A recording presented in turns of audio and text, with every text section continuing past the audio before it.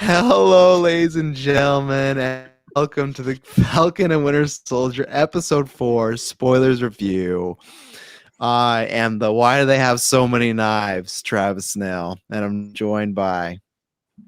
I am the Black Sheep, Kirklin Patzer.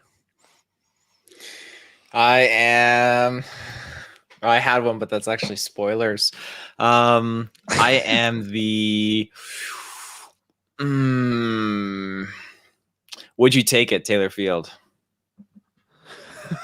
Okay, I have to say one thing too. For the people listening on audio on YouTube, we have this really cool thing now with our starting soon video. Usually it's just a video or a photographic starting soon, but right now it's of the Zemo cut. It's the Zemo him dancing the whole time. But Taylor, I have to love. Why did you go live with us just sit and then play the video? Why didn't you play the video? I didn't. I played the video and then I went live. Good job, internet. So, ladies and gentlemen, nothing happened. Taylor, so I'm going to go back and watch because I feel like something happened. If not, Taylor did his job right. Taylor, before we get in this review, where can they find us on the interwebs? Ladies and gentlemen, you can find us with your internet connection in the search bar. GeekVerse.ca is our home base. GeekVerseCast is our Twitter. And then GeekVerse is our Facebook. Be sure to check us out on our Facebook because, yes, we have another fan-based community poll that is popping off. And I thought I was going into early retirement for the season, but then I was graciously reminded that no, we got Mortal Kombat the movie dropping at the end of this month, and we're going to celebrate it by doing a Mortal Kombat fan-based community poll. So currently the starting round we have it's Sub-Zero versus Baraka, and Baraka's just getting absolutely dumped upon. So it's a tough round for Baraka, but yeah, I might just because I feel for the fans, I might add a couple more characters that people keep like pitching. So it's been done before. So you're letting into their demands. That's I know. Demands. You terrorist demands. Yeah. Another thing I want to shout out to is this Sunday at 12:30 Pacific Standard Time. Noon p.m. I'm going to be adminning and hosting a special in lieu of our usual Twitch stream that me and Kirklin do. I'm going to be streaming Where's this going? Lord of the Rings Trivial Pursuit match with some of the fellow Geek members. The list of the geeks that will be participating will be revealed before the match, but it'll be exciting. We're going to test who's got the superior knowledge. This is something I wanted to do, so it's going to be face down angle of the board, and it's going to be full on like just questionnaires and just some trivia. And I've wanted to do this for a while. I wanted to test this kind of aesthetic, or not aesthetic, I guess this style on how to do like a board game in a live stream and see how it works. So it's going to be good. I'm excited. There you go, lady. Yeah, I'm hoping to join. I'm still like a 50-50. So it's good to see you, Fractured Wolf, in the live show. It's been a while, Fractured. Yeah, where were you for 4 episodes in? And here you are, white wolfing it up. But ladies and gentlemen, check that out. We just dropped on the main feed the Mortal Kombat commentary track we did last year for Patreon exclusive. Sometimes we release some Patreon exclusive stuff, and we did this time because we thought it'd be pretty fun. Plus, we are going to be doing Mortal Kombat 2 Annihilation as a Patreon episode. So go check out Patreon. You can get ad-free early exclusive episodes that help support the show, that helps grow the channel, everything in between. And if you can't do that, we understand. There's a bunch of tiers and benefits you can get. But if you can't, please just head over to Apple Podcasts and give us a 5-star written review. That would help us out a lot. Just takes 30 seconds, helps us get up those leads, you know. I think he's going to say helps us get those leads. Oh, he's back. Oh, maybe. Is he though? Oh, he's moving. No, I have no idea what's going on. I really don't, because I feel like the first 2 weeks we were in StreamYard, 0 problems, none whatsoever, and then ever since then, been a big kaput. So I don't know. That's great job. But where did I leave off, Taylor? You're talking about leads. just check out our Patreon. I'm not sure where we left off. And if you can't support us that way, which if you can, great, helps every fits. If not, just head over to Apple Podcasts and give us a 5-star written review. Yeah, that's everything. So, Taylor Field, lead off this review. Yeah, so I mean, I really can't wait to get the spoilers. I know exactly where I'm going to take you guys as soon as the spoilers we go into that. But leading up to that, this episode, it definitely had a lot of left turns and right turns, and it was like I was expecting a couple things, but then no it U-turns, had some just left. No U-turns. We weren't turning around, but it had some moments that really just kind of. Again, it surprised me, and the way the episode started, I loved it. I thought, okay, we're really getting into some really hearty content here that just, again, it's just such a good display of acting from these actors we had portraying these characters, because the focus on one of them, just the way it delivered was like, oh my god, this is so heavy and so intensely powerful. Like, you just feel for this character and what they're experiencing at this moment, and I love that so much. It was crazy. And again, it was just a good throwback to remind us of this this more expanded MCU world. I'm not going to spoil that exists, that we got to, again, see more backstory of. And yeah, it's just, overall, it was great. Like, the characters are great. Winter Soldier, Bucky, and Falcon and Zemo again. God. Zemo was just holding up in this. He was just so good. Yeah, I'm still wondering. I'm still wondering a bit more about certain other characters that we got in this episode, but yeah, we'll get to that in spoilers. Kurgan Patzer. Yeah, I really like this episode. I really liked all the character moments, like Taylor was mentioning. I don't know if I like it more than last episode. I feel like maybe I'm like plateaued. Like, I felt like after the first episode, it was just like getting more and more hype, and I feel like maybe it's on par. It's not a bad thing whatsoever, because I absolutely love the last episodes, but I just don't feel like it's getting more. I mean, I don't know. I'm excited to discuss a lot of spoilers, like Taylor mentioned, but overall, I did like this episode. It sounds like you have some issues, though. I don't know if I do or not.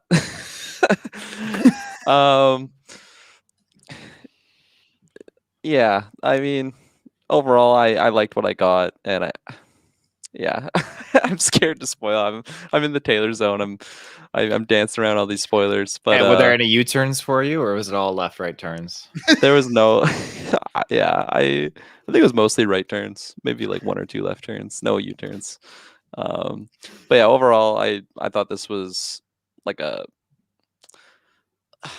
want to say it's less action than last week's episode, but then, like, I don't know, maybe I'm wrong in that part. Maybe I just thought the last week's episode was a lot more action packed, but I felt like this one was more character moment heavy. So, lightening up. But I don't know. Travis, tell me what you thought of this episode. I'm scared I'm gonna spoil it. I'm too tired. I'm gonna start talking about something that happened. Yeah, so I enjoyed the episode quite a bit. I think I'm in this weird place where I think the meat of the episode, if this is a sandwich and this is a burger, we're talking about the food analogy, right?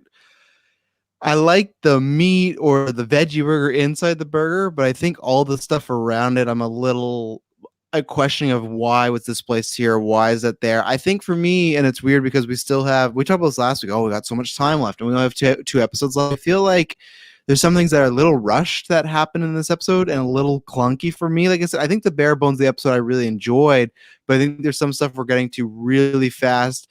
I think we ended a really good and strong spot, but there's some stuff where it felt very like convenient for the writers, like how this happened. Oh, it just happened. Like, oh, okay. So I actually feel like this was the weakest episode since the pilot. And again, like the bar for that is still pretty good. If you're as weak as the pilot, that's not too bad. But I don't think it's the last 2 episodes. So I think there's some really good moments, but I think there's, like I said, some kind of clunky, rushed writing or some missed opportunities, which who knows, the season's not over. They could get there, but now we got 2 episodes left.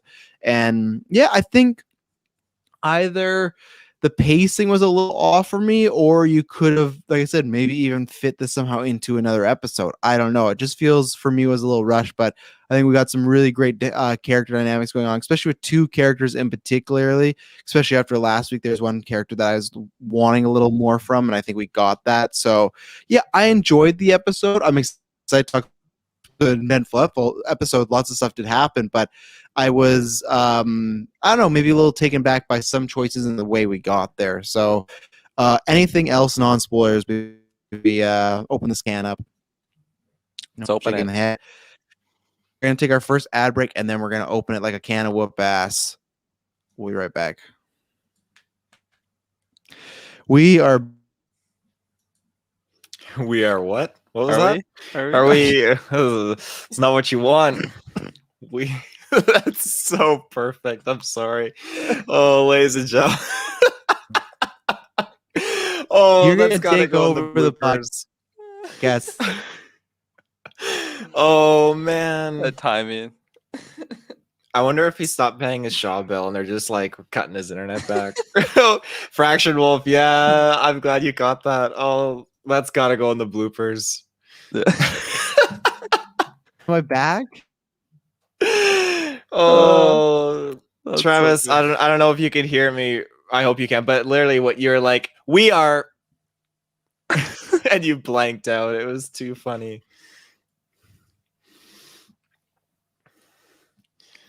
You look like you're back though.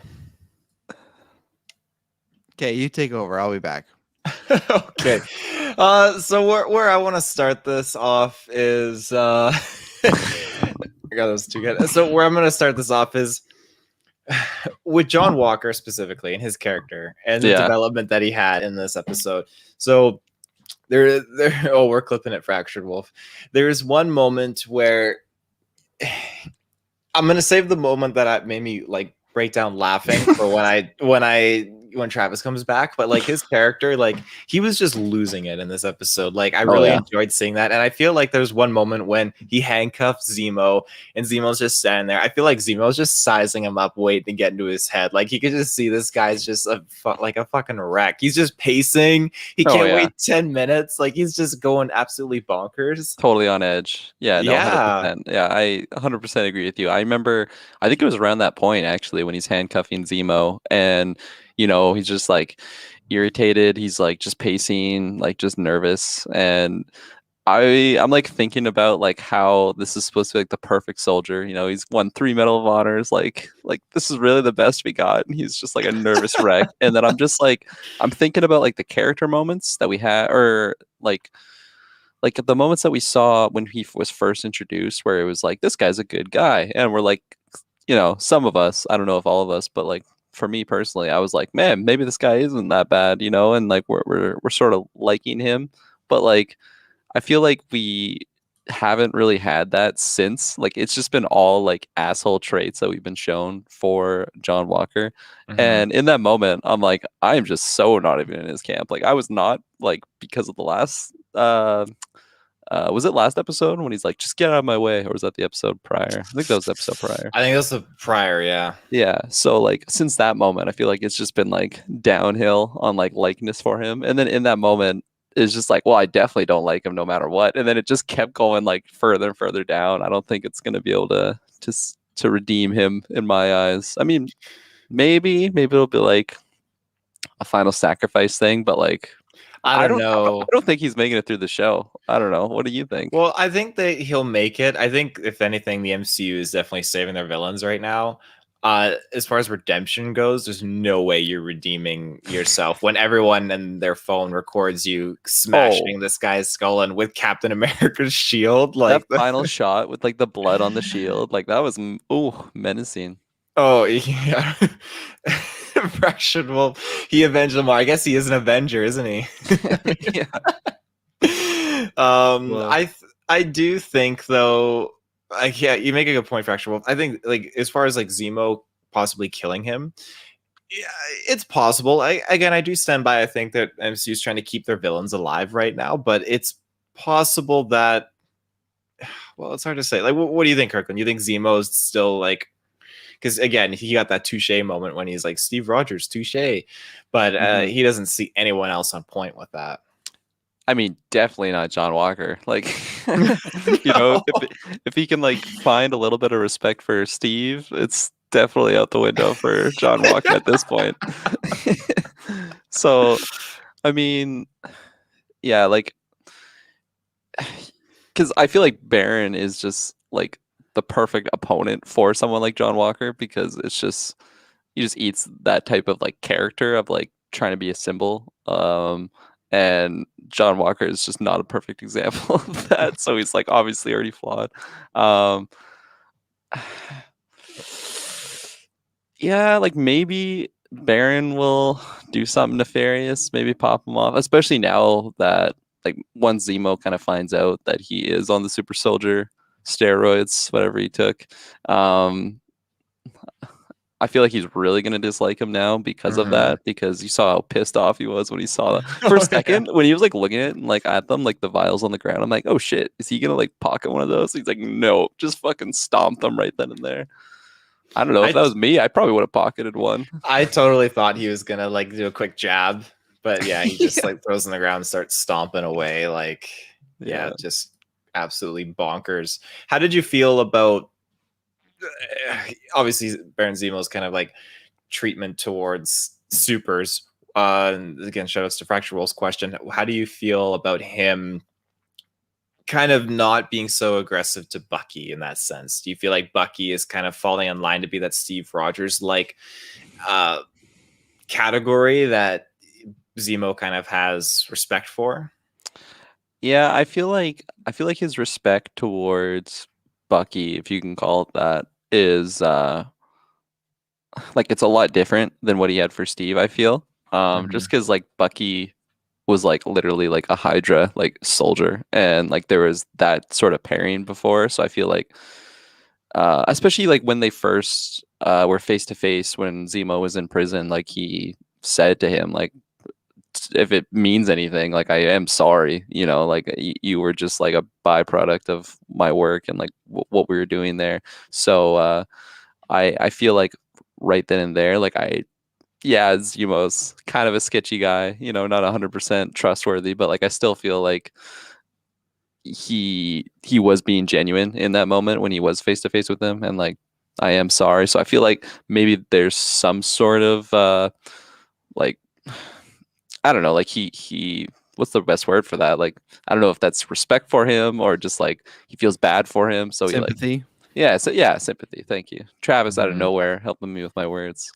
I just poured on your You're left. Clean and clear and under control too. Yeah, you're nice. Yeah, I apologize, ladies and gentlemen. Hopefully this fixed everything. I just need to do a good old reboot. Kicked Emily off the internet. Yeah. Emily, get off the fucking Wi-Fi. She's on Warzone. Yeah. No, I was listening to you guys' conversation. When you were talking about trusting Zemo. Kirklin, if you had to pick between John Walker or Baron Zemo to be Captain America, who would you be picking right now? Oh man. Zemo with his accent. I mean, from what I saw from John Walker, I would probably pick Zemo. So go ahead, Travis. Well, I was listening while you guys were off. So yeah, so with John Walker, I was happy that we got that story about him in Afghanistan, because I was disappointed again that for the whole first half of this episode, again, he was just like, we talked about this last week, where the first episode, it was very 50-50 of like, yeah, he's kind of a dick, but there's times where it seems like he's a normal guy trying to do well. Where then the next time we saw him, it was just, you know who I am, and you know, stuff like, so it's like, okay, he was the extreme. He again at the beginning of this episode started at the extreme. So I thought, oh, are we just in he's just asshole mode now? And I felt like it was being kind of lazy. I still think the show could have given us a little bit more of him being normal again, of being John Walker, because I like that dynamic. I like the guy of, I think they really stress like he fails multiple times in this episode, like when the Dora Milaje, which was about kick his ass, he's like, they weren't even super soldiers. That's what broke me. I died laughing. Oh my god! We talked about this in episode 1, that I thought this was the route they were gonna go, where it's like he's gonna keep failing and failing. So I felt like they still went a little too hard early on, the whole asshole thing. but now seeing where this episode ends, I kind of get there. That's why I kind of mean again, where I felt that maybe it was better for them to almost have one more episode. I almost felt like we needed like a John Walker full-on episode, you know? Like I know it would have been weird, but the kind of the way we got like the Agatha Elizabeth Olsen. God, you never know when it just happens, eh? You think it's good, and like he was looking good too. Now we got the fish kiss, mouth. The fish mouth, yeah. It was like kissy face. Oh my goodness. That's a print screen moment. Oh, that's not good. Oh, he's still there. I can hear him. No, okay. Oh, okay. Different angle. Different angle. It's just such a fun night. Elizabeth Olsen, Agatha. And I was talking about like how we got that episode of those two together, and like I don't think we'd get a full John Walker episode, but we almost needed something like that. But I like that we got the African story or the Afghanistan story. And thanks for Actual Wolf, great profile picture. Oh, I know my computer's just fucking betraying me tonight. I feel like I'm John Walker and the computer is Captain America. But I like that it sounds like he got these medals of honor more for just surviving than doing great things. So I think that was a good like character moment. So I like what we got here, and I like I said, I was listening to you, Kirk, when you said like that final shot of the shield with the blood on it. That says everything you need to know about how his reign as Captain America is going. You know, because like obviously Steve's done things like that, and that was like a big tribute to Civil War, right? As far as like that shield, like when he does that shot and he's like raises it up and he's hitting it down, and everything like that. That's what he did to Tony in Civil War. But the difference was, think about that. Obviously, it's his friend, but still, there's that one moment where Cap has the killing blow, and then he moves forward and he hits the arc reactor and just takes out the suit, right? Where John Walker has that moment where he has the killing blow, and then he continues to do the killing blow. So that shows exactly what Lamar said when he's like, look at what happens when Steve Rogers took the serum, and look at what happened when Carly took the serum. It just emphasized what they already have. I don't think John Walker is a terrible person. I just think he's very insecure, and unfortunately, an insecure person as Captain America, as we see, is maybe not the best route to go. You think he's gonna get redeemed? Not with right now. I think that I think he could come to realization that he's done wrong, and I don't think it's off the table, because look at Loki and Avengers. Look like in Avengers and Thor, like he tries to kill a bunch of people. He kills Phil Coulson, but here we were in Thor Ragnarok laughing when Chuckling ran. Like he was still responsible for the death of like maybe hundreds, thousands of New Yorkers, but now he's his own show, and we love Loki, right? It's the same with Baron. I think Baron Zemo still has a better chance of being redeemed than John Walker does right now. So I'm not saying it's off the table forever, but not by the end of this show. I think if that happens, that'd be, I think, way too soon. The wound is too fresh. I'm very interested. Like, how do you guys think the government responds next episode? Do you think it's like an immediate, like, we screwed up, or do you think it's like, we'll give him one more chance? They give him another Medal of Honor. He survived the super soldiers. But how do you think they actually respond? Yeah. I don't know. Taylor, do you have any thoughts? Top of your head? I mean, they'd have to recall him. They have a man who died in the field. Lamar is toast. Battlestar is no more. So they have to. R.I.P. Battlestar. They need to get a debriefing going on here. They need to recall him, and they need to do something. And I mean, that's serious. He let his man die. No, exactly. It's like, is it going to be like right away? They're just like, we're just going to strip him. They're probably going to have to make a statement or something. Like, are they going to, like, is that shield just going to be a symbol for like murder now? Like, is it just completely tainted going forward? Blood literally tainted. Yeah. Fractured Wolf's kind of right though, and he's like, man, they'll just say he killed a terrorist. I agree that in the public eye, I don't think it's gonna be a big deal. I'm just wondering for them inside doors, are they like, oh shit, did we really screw up here? Maybe that's how it circles around to talking to Sam and being like, hey, but I'd still like, if Sam's gonna become Captain America, I'm very interested because we only have 2 episodes left, and I feel like the next episode is going to be really about the fallout of this episode, right? And dealing with some things. So that would mean are we looking at possibility? Like we always assume like, oh, by the end of the series, he'll be Captain America. I wonder if we're looking at a possibility where he's not Captain America yet. Like maybe he just gets a shield like the last. He will be. I'm sure he will be. But I mean, like I thought that was going to be almost like a whole half the episode. Like is it gonna literally be like the last 2 minutes we see him with the new suit, the shield, and then it's like cut to credits? That's why I believe the reports that the rumors are that this is gonna get a season 2, because I feel like this is not gonna. It sounds weird, but I feel like this is not gonna get wrapped up as nicely as WandaVision was, where it's like they left open questions, but it was like, okay, Wanda's moving on with her new life. She's gonna go find out what's out there, and the end credit was, oh, but her kids are still alive. But other than that, it was like it wrapped up everything. Vision's still out there, sure, but this seems like there's still a lot on the board to be done with multiple characters. Like we'll talk about Sharon, but like I still feel like it's wide open. So what about you, Kirklin? Do you think what are the chances now of him still becoming Cap in this series? Yeah, no, I agree with you. I feel like we're just 2 episodes left, and there's just way too many bases to cover. Whereas I felt like I don't know. I feel like the pacing of the season overall, it's kind of like surprised me because like I feel like I should have like 6 more episodes at this point, but like it's literally just 2 more. So I do agree with you. I don't think it'll be enough timing to just cover everything. So definitely a high possibility that we will get more in this like series going forward, maybe in season 2, whatever that might entail.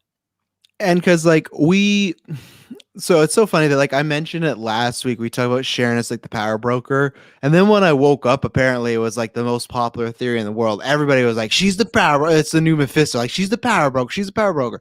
So we just casually learned this episode, like Sam doesn't think 2 things, but she's like, oh yeah, I have a few satellites. Apparently she's fucking Bruce Wayne now, like, so, but they don't even question that at all.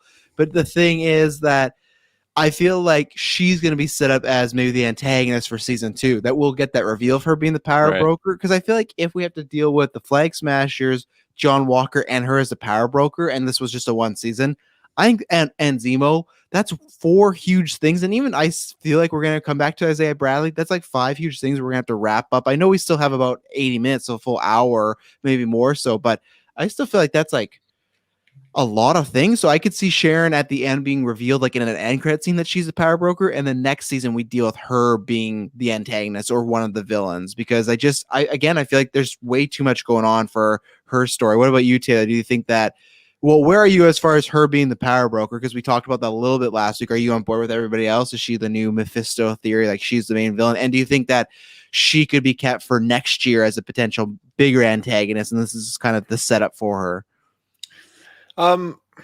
Again, I do like I was in favor of your theory of her being the power broker. Well, last we discussed it. I don't. Last we discussed it. Yeah, I don't see her necessarily being a villain. I feel like unless she's just using Falcon and them to find Carly and all that stuff, which is she 100% was, because she's like, you need to get that serum back. Yeah, I guess, but she had her own tracker on John Walker and all that stuff, it seemed like, with the satellite. So, I mean, if she's got, I don't know, I feel like she's got her own methods and she didn't necessarily need them, but she could be using them, which would make more sense because she's definitely got all the tech and everything that she has, and it would kind of collaborate. I do see it. I really, really do see it. But do I see her as being a full-out villain? I don't, because obviously I feel like she's willing to just dismiss all of this. And I do trust her when she says like she wants that pardon and to come back to see her family and everything like that. So it's difficult to say. They're definitely going to save it for season 2. I can tell you that much. Yeah, and like Fracture Roll said the same thing in the chat. He says he doesn't think she's a power broker and he doesn't think she'd be a villain. I don't think in the sense that she'd be the ultimate big bad in season 2, but just the same way as this season we have like multiple characters that like Carly, who it's like she's layered. She's a villain, but she's not in the sense of, she thinks she's doing good. She's killing some innocent people, but it's not just like, I'm here to destroy everything. I think it could be that where maybe she's tied up with something.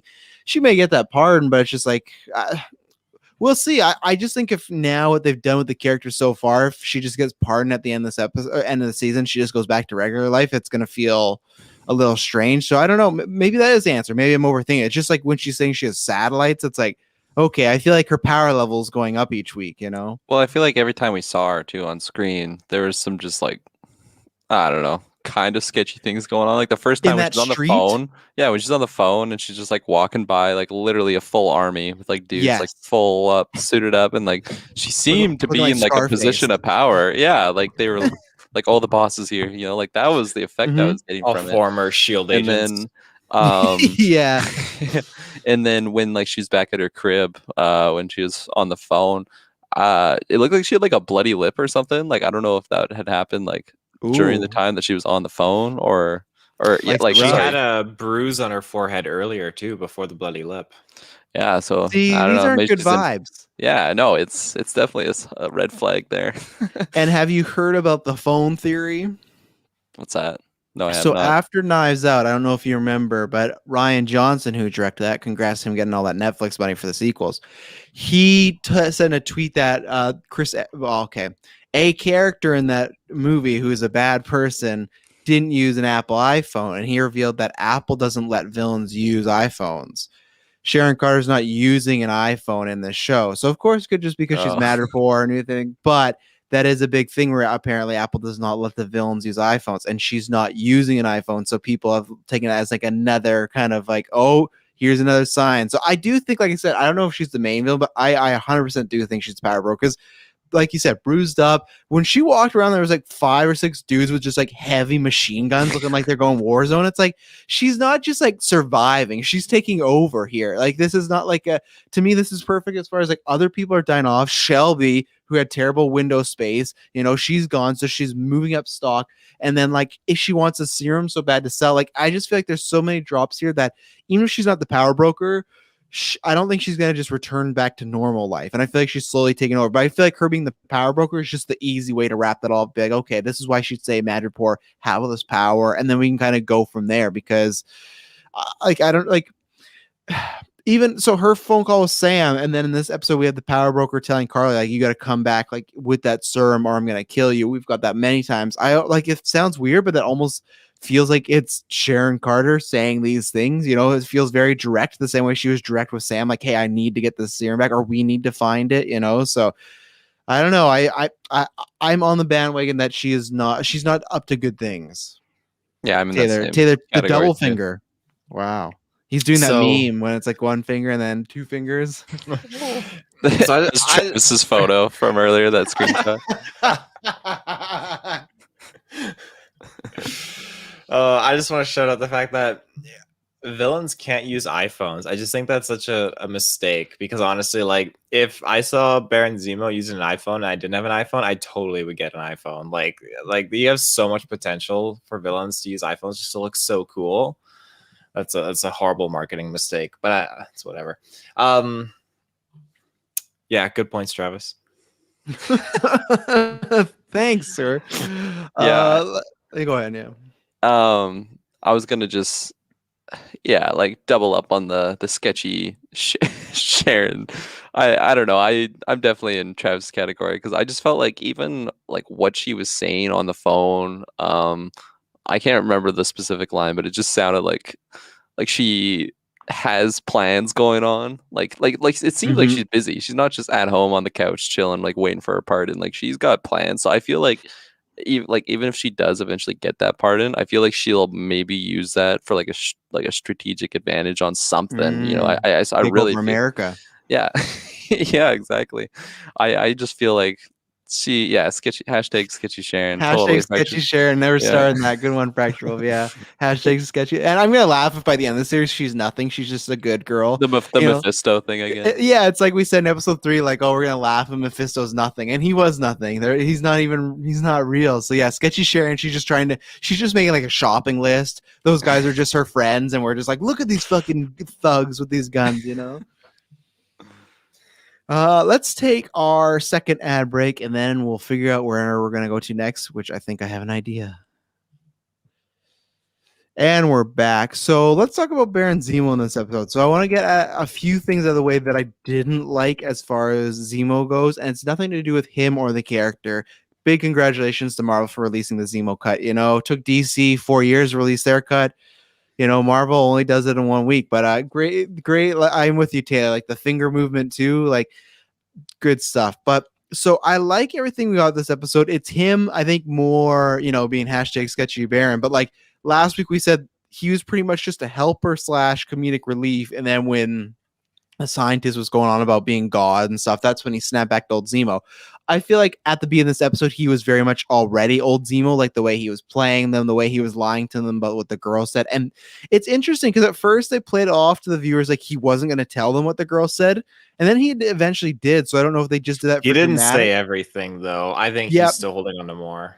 You're right, but like even if like the main stuff is like where Carly is, I like that because it shows, one, for us, what's he doing, but two, it's almost like he's getting information and he didn't tell them right away because he had to think about, okay, should I tell them this? How like strategically could I plan this out to, you know, use this to my advantage? So I liked all that. I think the big thing I didn't like, and this has a lot to do with the rest of the episode as far as some of the clunkiness, like I forgot to talk about this when Sam goes to meet Carly and they were just like, Walker's on the move. And I feel like everything just happened really fast as far as like, I didn't know, like, it looked like Bunky. It looked like Bunky jumped first, but they were trying to make it look like Carly was running. So it's like, that was weird. Yeah. And like that moment when Lamar got punched and they're like holding John Walker and then they just like let go of him and then they all pause for a second and then they get back to running. It was just like, nothing would seem like they would stop so far. So I really I loved, we'll talk about when the Dora Milaje showed up. I love that we talked about this. They're like, you got 8 hours with him, and then after that, he's ours. 8 hours up, they come to him. They kick John Walker's ass. You know, that disrespect when she takes a shield and she's I love that shot. Yeah. Oh, so good. Captain America. Yeah. She should be Captain America more than John Walker. Fuck. But like, so I get that they're at odds, right? They're fighting with Falcon. They're fighting with the new Captain America, who's just completely in over his head. That's why I love the whole time it showed Lamar and him are in over his head. They have no idea the situation of like, they don't know about the Dora Milaje really. And I love that line of like, you don't have jurisdiction here. And they're like, the Dora Milaje has jurisdiction wherever they find they need it. And it's like, you can't fuck with these women. Like you're in so over your head. Just the way John Walker was trying to talk to them and like reason pats her on the shoulder. Like, what the fuck are you doing? Move, yeah.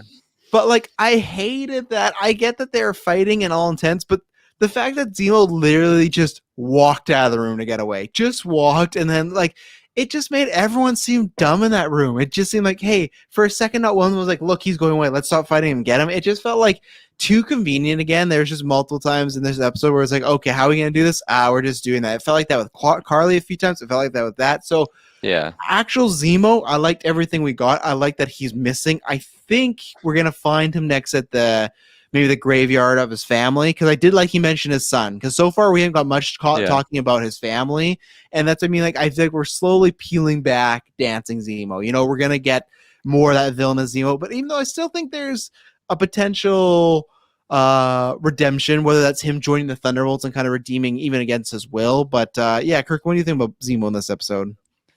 Yeah, no, I totally agree with you. I liked when he mentioned his son. I thought that was really good. Just bringing up his family, and yeah, I was kind of, I mean, just like tying into what you're mentioning with like just the moments that happened that I just felt like was a little too like eye-rolly and simple. Like there was the moment when he was like had Carly right there, like he wanted to kill her, like he literally is like pointing his gun right at her, like she's fucked, she's dead.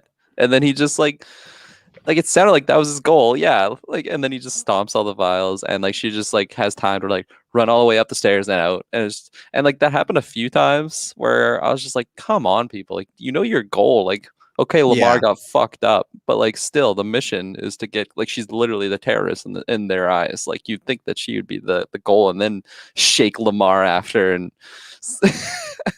but yeah, like Zemo, in particular, I do like that we are getting to more like the classic Zemo. Like I really liked when he got that information and then he like just didn't tell them, and then like when they're back at their place, Bucky or Bunky, if you want to call him that, Bunky Barnes and Sam were like, oh shit, like I didn't get anything, you know, we're not going to get any information out of them. And then he's just like brings them tea or something, and he's like, yeah, the funeral's today, and he just like totally like just drops it right there. So I do like all that stuff. I do like that he just like, there's a couple of times, I mean, even last episode when he just like goes off and does his own thing. I love when he does that. Like he's just so not trustworthy. And I really like though that we got from him, and that little Baba Black Sheep song. I was thinking, like, is he gonna kill a kid? Like, what's he like, doing? Is there a bomb in there? Yeah, like what's happening? That's what I liked again. That it was emphasized more of the villain thing, because even then he's still like a dude bringing candy to kids, and it's like a little weird, especially when Bucky at first saw him. He's like, "What's he doing?" And it's like, yeah, what is he doing? Like, I didn't think anything that bad was gonna happen, but like, I like that just we're slowly getting, and that's why, like I said, I'm interested at the end of the series. Does he find a redemption arc, or is he just back to full on villain in a sense? And yeah, Fractured Wolf said rest in peace Lamar. Yeah, I liked Lamar. He was trying to keep John Walker off his, on his rocker.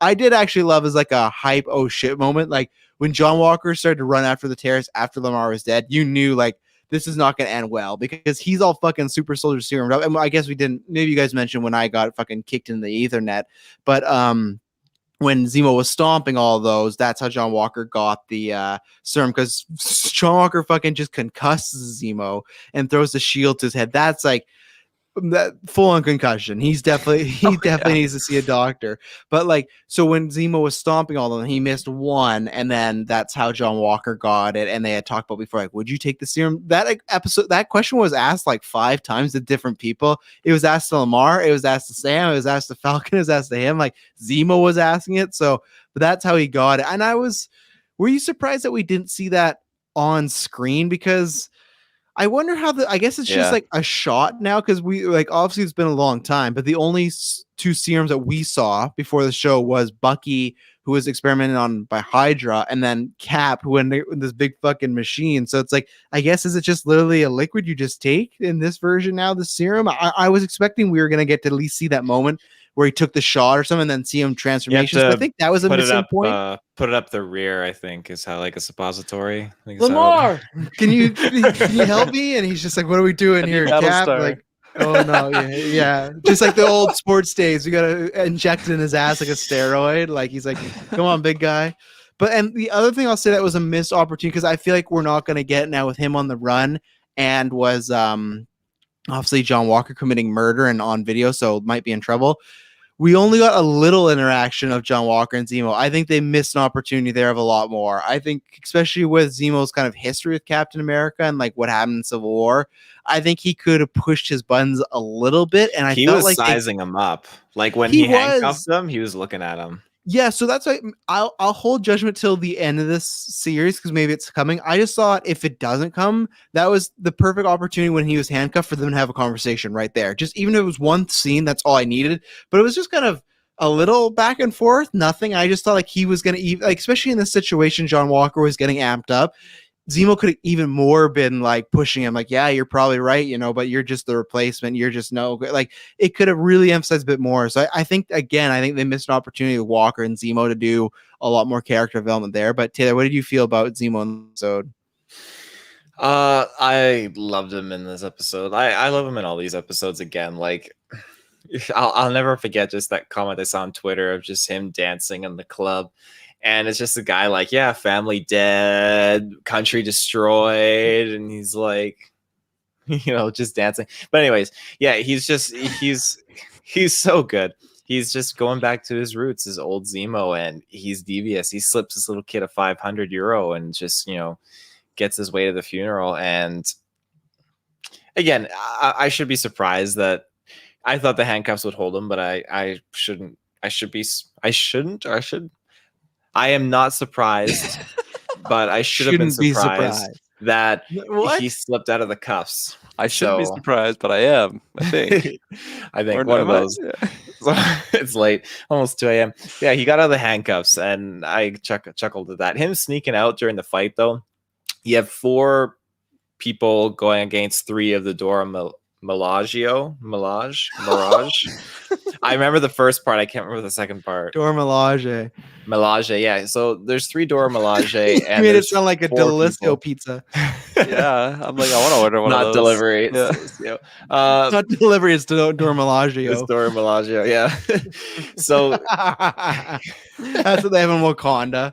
They just bring it to Dora you Milaje, on a spear.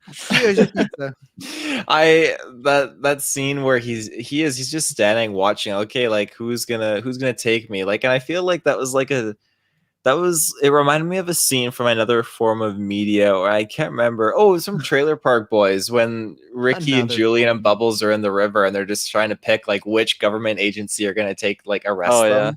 Yeah, I feel like that was the equivalent to this, where Zemo's just like, well, I got Captain America who wants to take me, I got Bucky and Falcon who want to take me, and I got the Dora Milaje that want to take me. It was really funny.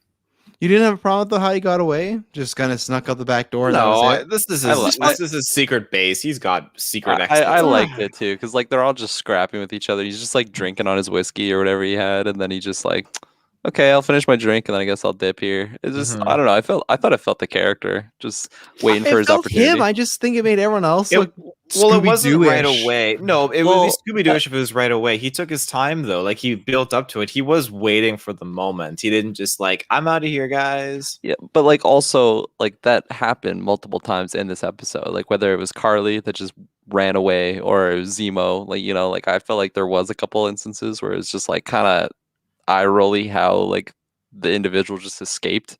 So I think I am more with you, Travis, in that regard. Good. No, I'm joking. Let's talk about Carly, because Fracture Wolf brought up said he was talking about the Falcon and Carly situation when they're talking, saying I agree with your methods, but I agree with you, but not your methods. Very kind of Black Panther Killmongerish. Yeah, that's another thing where I felt like it was rushed. That I get what they were going for with those two, and I like it enough.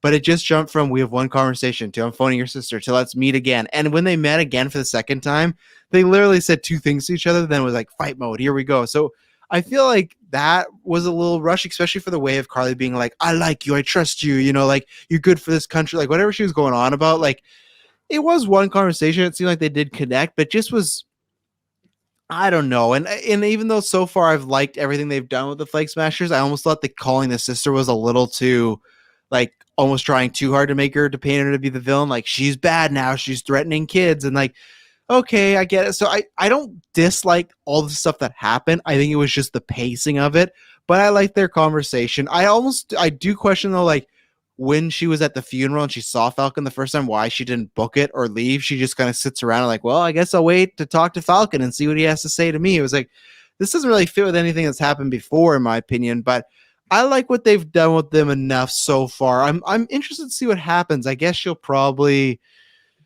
I don't know. I think she's going to end up in prison. I don't know if she'll like end up in prison as far as like she turns herself over, but I don't think she's going to be killed, but I don't think she's going to be redeemed either or anything like that. Maybe she'll realize her ways are wrong because she's losing a few of her people now. But so I think I'm pretty much the same way as I was last week as far as enjoying them. I like what they're doing. I like that they're layered antagonists. I think some of the pacing is a little off, but I'm still liking Carly Morgenthau enough. Yeah, I don't know. I think I'm liking her less and less. I don't think it's out of the realm of possibility of her actually dying in this series. Because like, yeah, we get like this episode had a lot of like good moments with her and like the victims, I guess, or like the people that she's like in this cause for, like the people that she's looking out for. Like at the oh dear, what's the lady's name? Doya? Mama Doya Madonna. Yeah. So Mama Doya's pizza Dom Large and Meladio. So like at that funeral, I thought like those moments were good, but like when she was on the phone with like Anthony Mackie, Sam's like sister, and like she's like literally threading. Oh my gosh. Okay.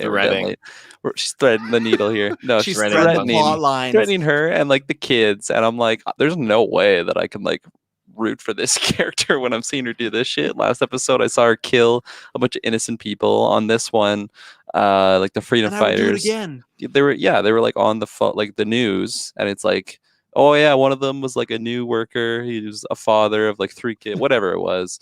And it's just like, it's just depressing. Yeah. And like, she's like, I would do it again. Like, I don't give a shit. And like, I understand where she's coming from. And like, she's just on the extreme side of things. But like, I don't know. In my eyes, she's still a bad person. Yeah, they almost, I think, made her almost too villainous at times, because when she's talking to Falcon and she's like, yeah, I'd do it again. Then she's like, oh, well, you made me say that. It's like, I don't think he really did. Like, I guess like that's a conversation, but it just feels more like I don't know. I wish she was a bit more hurt about the father of two, but no, and she like, was not. But like I can also compare that to what I got from what they showed of John Walker, and like I wish that they showed more of like what you were laying out, Travis, like more, I don't know, just fleshing out this character to maybe making him a decent guy, because like really he's like pretty much representing like the best version of like us, like a human, just a regular human. I know Steve is like the exception to that, but he's just like the Wonder Boy, so perfect. But like really, like if we were in that situation, we probably wouldn't be doing too great as I'd kill it. No, I'd kill it. I don't know about you two. Your shield would be way bloodier than yeah. Lamar'd still be alive if I was Captain America. I'll tell you that much. You know what I'm saying? And here's another clunky thing that I didn't like. So, and then I'll get your thoughts about Karli in a second, Ted. But just I don't want to forget. So there's that moment when Falcon goes, "Okay, I want to talk to Karli," and they're like, "We'll give you 10 minutes." All right. First of all, that was a fast 10 minutes in show world. But anyway, so like John Walker, he's pacing around, he's looking at the clock. He's like, "That's it, I'm going in." And then Bucky stops him. And John Walker kind of says like, "Oh, do you really want, your friend's blood on your hands?" But when John Walker and crew walk to Karli and Falcon, I feel that Bucky's still like, "Oh, come on, like, don't do this." I just felt very clunky that if Bucky didn't want John Walker to go through that door, he would have made it so John Walker couldn't go through that door. Because this was pre-Super Soldier Serum John Walker. So I just didn't buy that Bucky let him go through the door with no problems or had that much of a change of heart when he's not really trusted John Walker before. So just another clunky thing to me, like to set up the scene of like, who are these guys? Like, you're Captain America, like, and then Karli to get all mad. I didn't like him just kind of letting him walk through the door. I felt it was another just kind of, how are we gonna get to this plot point? It doesn't matter. We'll just get there. Like, okay. It felt like I mean, you mentioned a couple times throughout this episode, but it felt like another missed opportunity, like where maybe we have Battlestar and Cap just like fighting Bucky, and like Bucky's just like 1v2ing, like that would have been an awesome like choreographic fight. I don't know. Maybe they want to save like more discourse between them, but then again, with how we ended this episode, everyone know that John Walker is a fucking killer at this point. So I don't know. Like, are we gonna get a fight between Bucky and John Walker? Because I totally thought it was gonna happen, but like, yeah. Like, is John Walker just going to be free moving forward, or are they going to arrest him? Like, what's going to happen? Well, that's what we talked about at the beginning of this episode, right? Like, what does the government do? I think they let him be free for a little bit, and then I think he maybe has, I don't know, but even if he's free, I feel like he'll go out on his own and be like, "I'm still Captain America." Like they can't stop him almost in a way. So, yeah, I don't know. Taylor, we talked about a lot there with Karli and stuff like that. What do you think? As far as Karli goes, like I did feel bad because there's definitely like there's a split not right down the middle, but more like 75-25 in her, I would say, where she's coming to terms with certain things in her decisions, but then the other part of it is just like extremism, and she just is so righteous in what she believes in. And I really didn't like it when her companion dropped the like, you be like Captain America, stuff like that, like, and she's like, the shield is a symbol, like it should be destroyed, all that stuff. Like it's the symbol is a shield, or the shield is a symbol of like another age or another eon or whatever she said. I'm just thinking to myself, bygone era. Yeah, bygone era. I'm just thinking like that's such bullshit, because then she's so diluted in what she believes and how they left us behind or they left us out, like all this stuff. It's like she's so deluded and misguided in what she believes in, I feel like, at this point, by believing those ideals. Because again, like, and we have the information, so we are more wiser than her and her compatriots, because we've seen the fight with Thanos and everything, and they think that like they think that it's like it was all mumbo jumbo, this, whatever, that, like it's just like, no, like if you were on that battlefield, and again, for some reason, John Walker just, I picture him standing in the alone against Thanos' army. Just someone to make a meme of that. But Lamar's dead body. It's Lamar's dead body. Oh my god.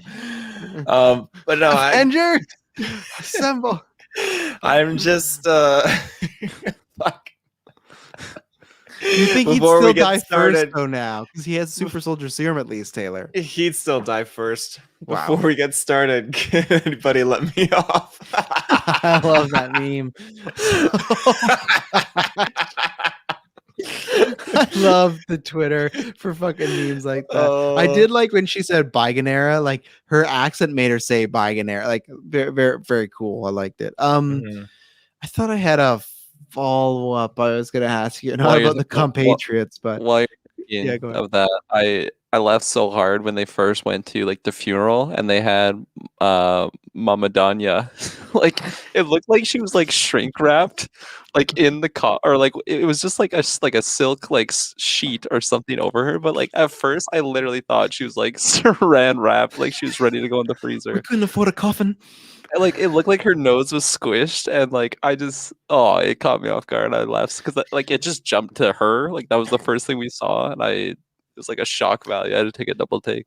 She's looking like some Conjuring shit, like that burial tail. I thought so too. I was like, yeah, the curse she's related to the nun. La Llorona or something. The curse like of La Dorano or La Mamadano or La whatever. Mamadano pizza. La Mamadano pizza. Her mama's pizzeria. Brought to you by the Dorma La Jamia.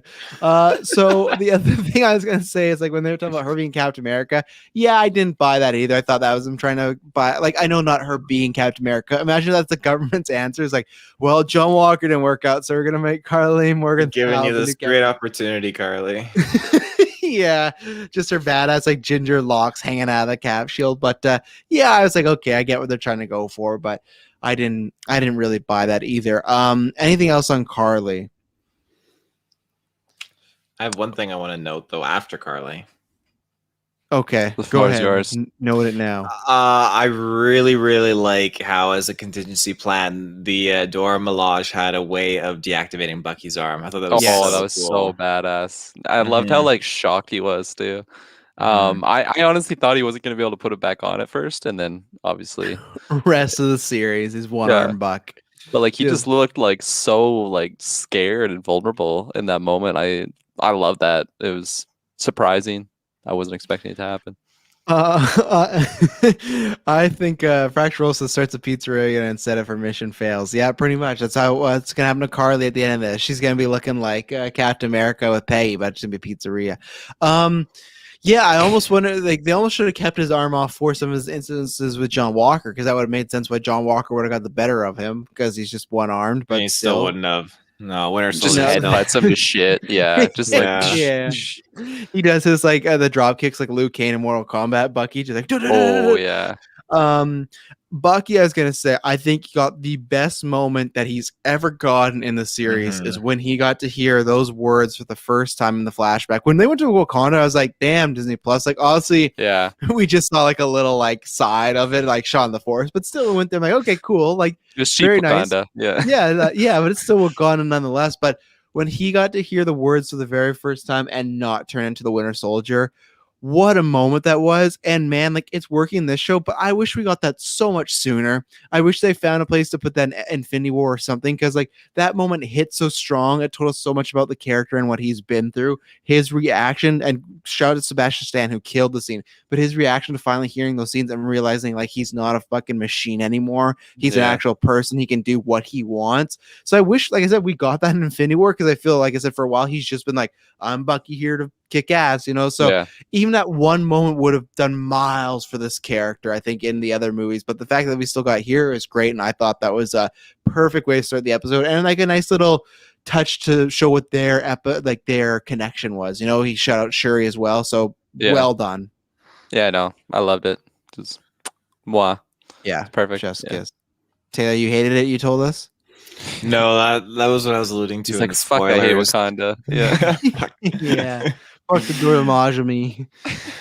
No, I love that scene. I thought him just breaking down, like tearing up, just hearing those words it was crazy. And I was half expecting, like, okay, like what's gonna happen? Like, is she gonna read off these words, and is he gonna like stand up and like get triggered like briefly, like, but not go like attack, but like how is it gonna be painful for him, or like what's gonna happen? But just to go through that, and it was him overcoming it, not with the help of like some crazy Wakandan technology or vibranium. It was him doing it through his own strength with the aid of this woman, and it just like that was just so powerful. Like that's huge. They just show up to the camp and she's dead. And like, fuck, like we should have accompanied her. Like we thought she had her own. And like Bucky's just running through Wakanda like a wild man, like Wolverine, like looking for anything to kill. I noticed he didn't have an arm during that moment, so maybe that was like a safety precaution. It's like definitely not putting an arm on him. Yeah, let's not arm him. Yeah. Well, I'm pretty sure if I remember in the end credit scene of Black Panther, he didn't have an arm either. So I think almost they brought it to him. That was the end credit scene, right? In Black Panther, no, I'm pretty sure that was in Infinity War. War, yeah.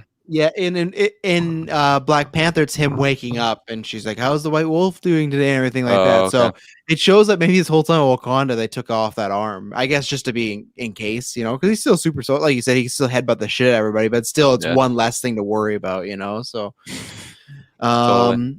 Anything? I got some like quick notes to shoot out there, but anything big and pressing we haven't talked about? I really like how Bucky just keeps bringing up like if you didn't give the shield to John Walker, like I just love that's like a reoccurring thing. Like he's just still bitter about that, and like he's like I didn't give it to him. He's like, well, Steve sure as the hell didn't, I love that stuff. Some notes I have is at one point in the video when they're talking about with Zemo, and Zemo mentions the Nazis, and then he mentions like a few. He's like Ultron Nazis, like the Avengers and stuff, and Falcon goes, "Hey, those are some of our friends," and Bucky goes, "The Avengers, not the Nazis." I literally wrote that down. That's hilarious. My note right there. That's funny. Yeah, that was really good. Let's see. I didn't like that in the final battle, Bucky kicked one of the guys through the brick wall, and he's like, "Stay there." That was one of those lines. I was like, okay, that could have been. You could have cut that. I would have been fine with getting cut that. Yeah, and I think that's everything. Like I said, we talked about earlier, but that final shot of the shield of Captain America was just like perfect way to end the episode. Told you everything you need to know in like one image. And could you imagine if Steve Rogers, obviously he's still an old man, he's just watching the news, sees his shield just fucking bloodied out the yin-yang on YouTube or on the news, like, Come here, man. I'm ready, let's go. I'm ready to take my shield back. Because again, in my point, and my day is only 4 hours because I got bedtime at noon. No, again, people can say whatever they want, but what they think about what Cap did for time travel and whatnot. But this is why I still think Captain America goes back to different universes. I don't think he'd travel back in time and just stay there as an old man, because I still think it'd be so important for the series if Captain America just had a home and he was watching this go down to at least get his opinion. The fact that he wouldn't have like called Sam or been like, "Hey, so what happened?" To me, they make it sound like Captain America is gone, and we had talked about this in the predictions episode long ago of like, okay, could he die off? And he didn't. So to me, it's like more proof that he went back to his home world. He went back to wherever he's from. So yeah. Anything else to shout out? No, well, that was episode 4. Next week we have the penultimate episode. Going to be very exciting to see. I think we got lots of stuff that's going to go down. I'm very excited to see. I'm very excited to see what they do with John Walker, because I feel that's what interests me the most right now is what does the government do day one when they deal this. I think the opening of that next episode is going to be, you're going to be seeing a lot of like fake news outlets like talking about like, look at this footage, blah, blah, blah, and all this stuff, and seeing how the world reacts. So I'm very excited for next week. Thank you to everyone that tunes in the live chat or after. Thank you, Internet, for at least getting me through this last and back half. I again apologize to anybody at the beginning because, sometimes the flag smashers are just trying to mess up your message. They don't want me to talk about this stuff. So until next week, it'll not be boring. Bye-bye. Bye-bye.